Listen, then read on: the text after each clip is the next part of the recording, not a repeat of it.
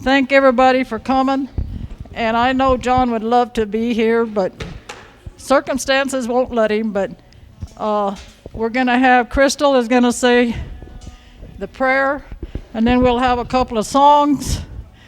And from there on, it'll be her job. John was born in Pinedale, Arizona in 1936. His name is Robert Tobe.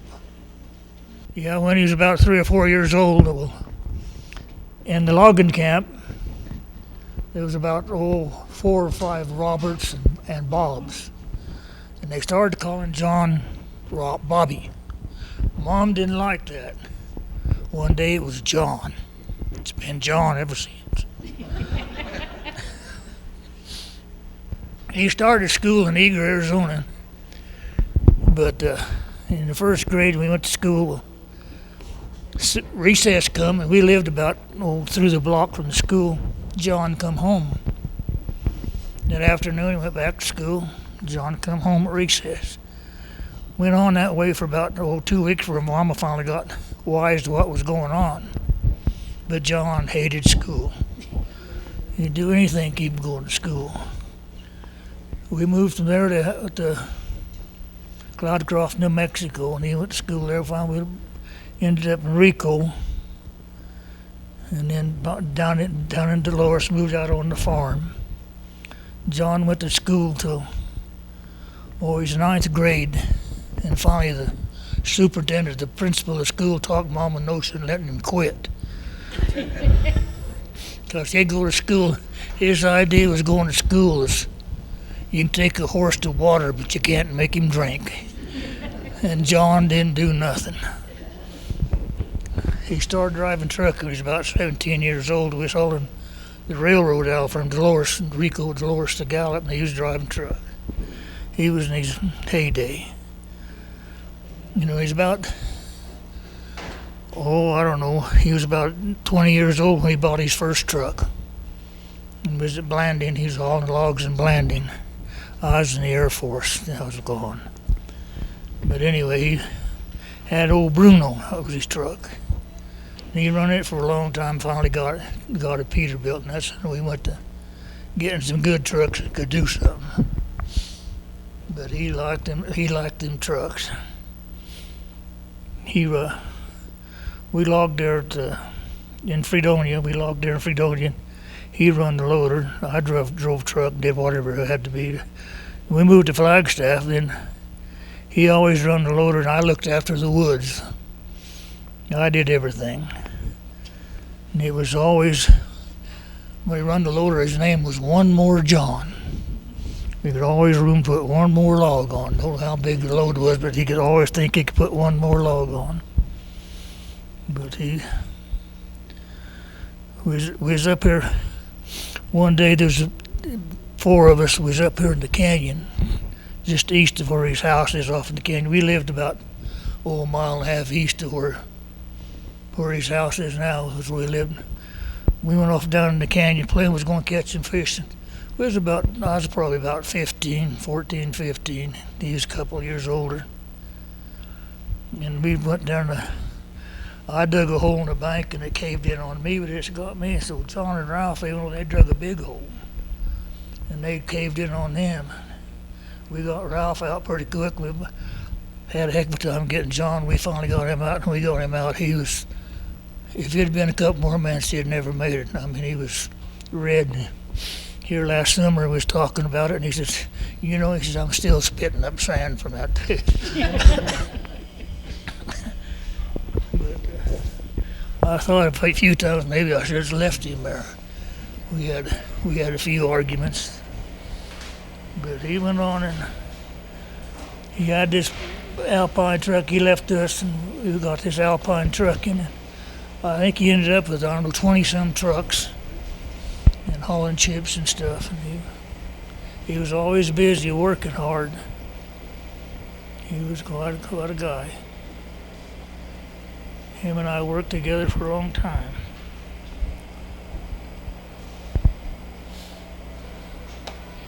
How do you get the name Hammerhead? Well, when he was about 4 years old, was there at the camp, and you'd ask him what his name was, and he had a spiel about this long. I can't remember all about it. I can remember the last part of his Indian ho, Abby ho, Navajo, Apache ho, hammer-headed, no-name John. Anytime he went through that spiel, anytime he asked him what his name was.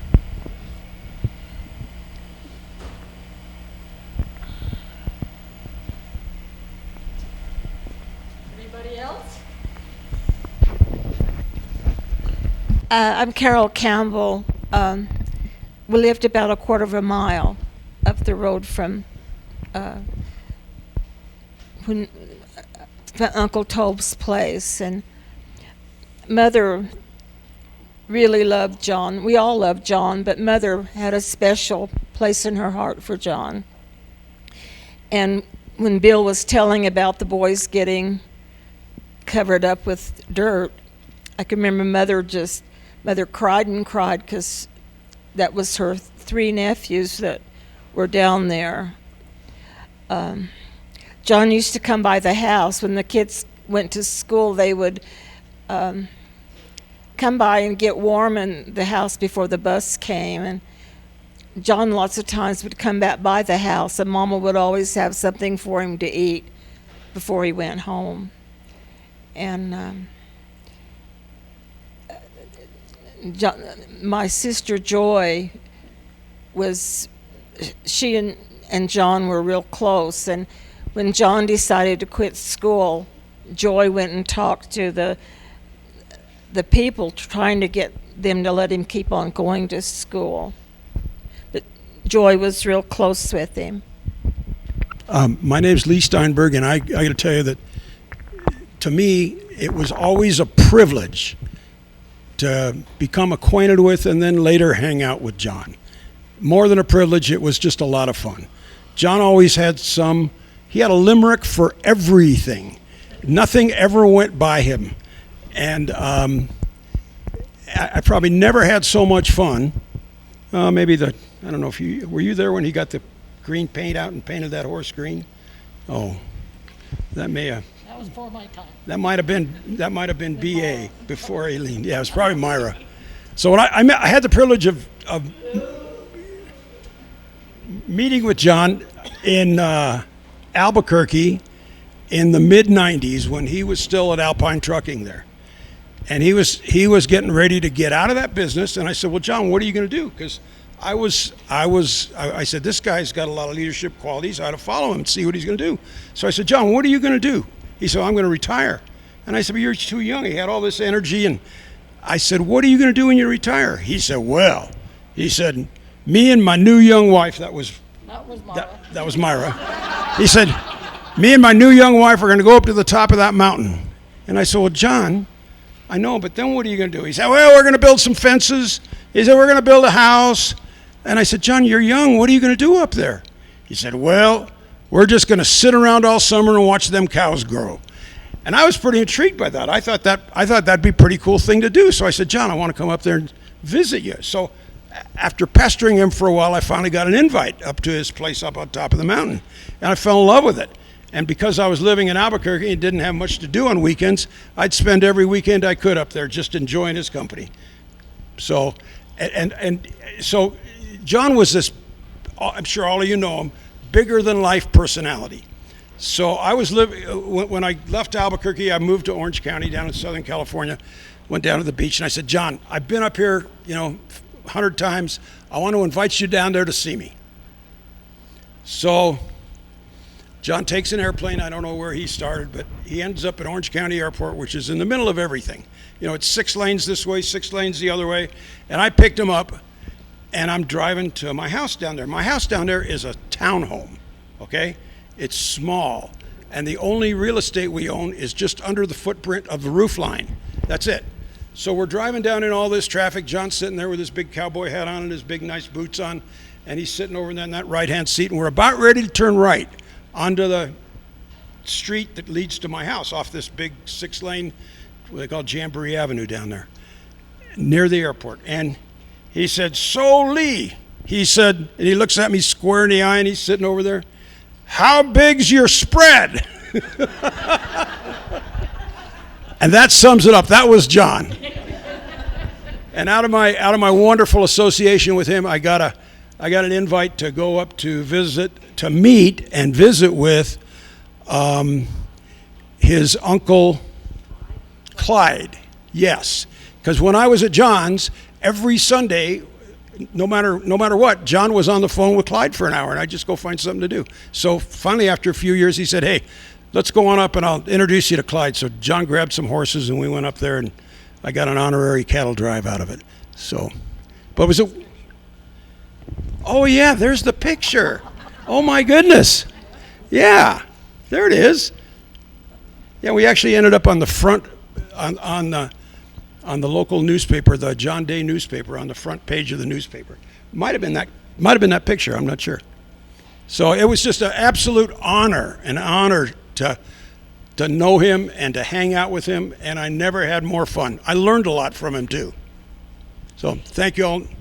I'm Mary Magnus, Scott's wife, Aileen, and John. I turned it on. As our aunts and uncles. John and Aileen was very special to us. If he wanted anything done, he would come over and say, "Mary, I need you to take up my suspenders. I need you to sew up my pants." And I made him a quilt, and the kids, my grandkids and my own kids, enjoyed getting wood for him.